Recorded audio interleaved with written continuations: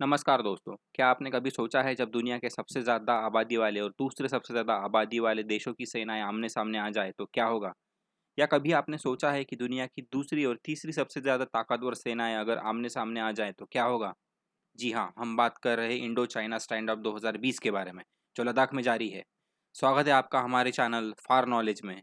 Video अंत तक देखिए और लाइक, शेयर और सब्सक्राइब करना ना भूलें और बेल आइकन को भी प्रेस करना ना भूलें।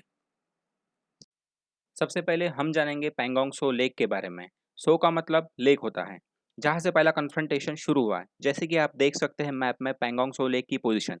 ये लेक काफ़ी लंबा है, करीब 135 किलोमीटर लंबाई में, जिसमें से 45 किलोमीटर भारत के सीमा में है और बचा हुआ चाइना में। ये लेक एक लैंडलॉक लेक है, इसका मतलब ये लेक ज़मीन से घिरा हुआ है। अब हम समझेंगे एलएसी के बारे में। LAC line of actual control. ये जो डॉटेड लाइन है ये है एलएसी।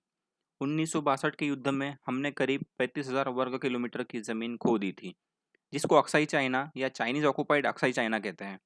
भारत के हिसाब से ये डॉटेड लाइन एलएसी है, पर चाइना इसे भी नहीं मानता और भारत के सीमा के अंदर के रीजन को भी अपना बताता है।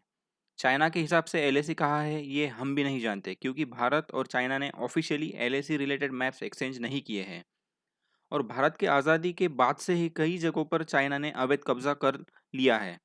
ये तो बात हुई सीमाओं की, अब बात करते हैं स्टैंड ऑफ कहाँ से शुरू हुआ। जैसे कि हम देख पा रहे हैं पैंगोंग झील, जो सीधी लाल लाइन बनी है वो एलएसी है। इसके पास में ही छोटे मोटे माउंटेन्स बने हुए हैं, जिसे फिंगर्स ऑफ लेक कहा जाता है। यह ऐसे 8 फिंगर्स है, जिसमें हमारी परमानेंट पोस्ट 4th फिंगर पे है और चाइनीज आर्मी का पोस्ट 8 फिंगर पे है। भारत का कहना ये है कि एलएसी 8 फिंगर से जाता है और चाइना का कहना यह है कि एलएसी 8 नहीं, 2nd फिंगर से जाता है। इसीलिए इस रीजन में कन्फ्रंटेशन होते रहते हैं। शुरू शुरू में कन्फ्रंटेशन 5th फिंगर पे हुआ था, फिर कुछ दिनों बाद चाइनीज़ आर्मी ने हमारी आर्मी को सेकंड वाले फिंगर पे रोक दिया था। तो वहाँ से चीज़ें एस्केलेट हुई है। ये तो रही कन्फ्रंटेशन पैंगोंग लेक में। अब बात करते हैं दूसरी जगह के कन्फ्रंटेशन के बारे में, जो गैल्वान वैली अलोंग द एलएसी हो रही है। खबरों के मुताबिक चाइना ने यहाँ 5,000 के करीब सैनिक जमा किए हैं। इसके जवाब में भारत ने भी अपनी ताकत दिखाते हुए उस जगह पर सैन्य बल बढ़ा दिया है।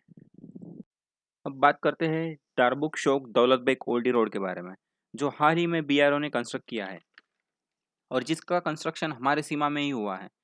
पर चाइना इस पर आपत्ति जता रहा है, जो कि सरासर गलत बात है, क्योंकि अब तक होता ये था कि बॉर्डर रीजन में चाइना इंफ्रास्ट्रक्चर बनाता था और अब भारत ने बनाना शुरू किया तो चाइना को मिर्ची लगी है।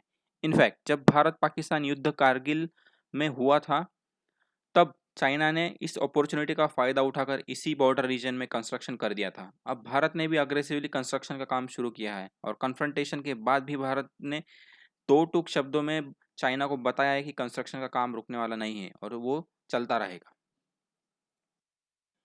इतना ही नहीं, भारत ने चाइना बॉर्डर पर 75% काम पूरा भी कर लिया है और आने वाले 1-2 साल में 100% काम पूरा भी हो जाएगा। ऐसा नहीं है कि चाइना सिर्फ भारत को ही अग्रेशन दिखा रहा है। चाइना पूरी दुनिया में बहुत सारी जगहों पे प्रॉब्लम्स खड़ी कर रहा है, जिसका उदाहरण है हांगकांग, साउथ चाइना सी, ताइवान, जापान, और ये सब शुरू हुआ है कोविड-19 के पैंडेमिक के बाद। हाल ही में भारत ने 100 से ज़्यादा देशों ने लाए एक प्रस्ताव को समर्थन दिया था, जिसमें कोरोना वायरस के ओरिजिन के इन्वेस्टिगेशन की बात कही गई है। चाइना ये भी चाहता है कि दुनिया की नज़र हांगकांग से हटे, जहां चाइना नेशनल सिक्योरिटी लॉ लाकर हांगकांग एनेक्स करना चाहता है। आपको बता दें कि साइनो ब्रिटिश डिक्लेरेशन के बाद Hong Kong one country two system पर चलता है। इसका मतलब हांगकांग को अपनी एक सेमी ऑटोनॉमी मिली हुई है, जो 2047 तक रहने वाली है। पर चाइना उसको जल्द से जल्द खत्म करना चाहता है, क्योंकि हांगकांग में प्रो डेमोक्रेसी प्रोटेस्ट हाल ही में काफ़ी बढ़ गए हैं और ये चाइनीज़ गवर्नमेंट के अगेंस्ट काफ़ी अग्रेसिव है और चाइना बिल्कुल भी नहीं चाहेगा कि वहाँ डेमोक्रेसी आ जाए। इसी प्रकार ताइवान को भी चाइना एनेक्स करना चाहता है। हाल ही में खबर आई थी कि बीजेपी के 2 एमपी ताइवान के राष्ट्रपति शपथ विधि में सहभाग लेने गए थे और ये चाइना को बिल्कुल भी रास नहीं आया है। आपको बता दें कि चाइना दूसरे देशों के आंतरिक मामलों में ओपनली दखल-अंदाज़ी करता है, पर जब उसके गलत गतिविधियों के बारे में कोई और देश बोलता है तो उसको मिर्ची लगती है। जैसे उदाहरण के तौर पे चाइना हमेशा भारत-पाकिस्तान के आंतरिक मामलों में दखल-अंदाज़ी करता है और विशेष करके भारत के आंतरिक मामलों में काफ़ी दखल लेता है। उसी प्रकार नेपाल के आंतरिक पॉलिटिक्स में चाइना ने काफ़ी दखल-अंदाज़ी की है और जिसका उदाहरण है वहाँ पे कम्युनिस्ट सरकार को स्थापन करने में चाइना का काफ़ी बड़ा हाथ है। अब रही बात भारत-चीन युद्ध की, जो काफ़ी अनलाइकली है कि भारत-चीन युद्ध में आमने-सामने जाए और या फिर युद्ध फुल फ्लेज शुरू हो जाए। इसके काफ़ी रीजंस हैं। पहले रीजंस न्यूक्लियर वॉरहेड्स। इंडिया और चाइना दोनों के पास न्यूक्लियर वॉरहेड्स काफ़ी मात्रा में है।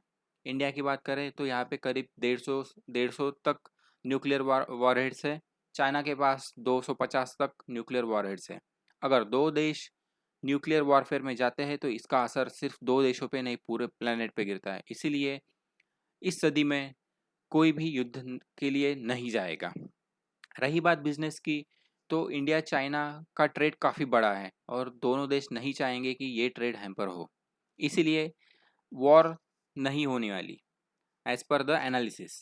आई होप आपको पूरा सिनेरियो समझ में आया होगा। लाइक और कमेंट करें आप किस टॉपिक पर वीडियो देखना चाहते हैं, हम वो आपके लिए बनाएंगे।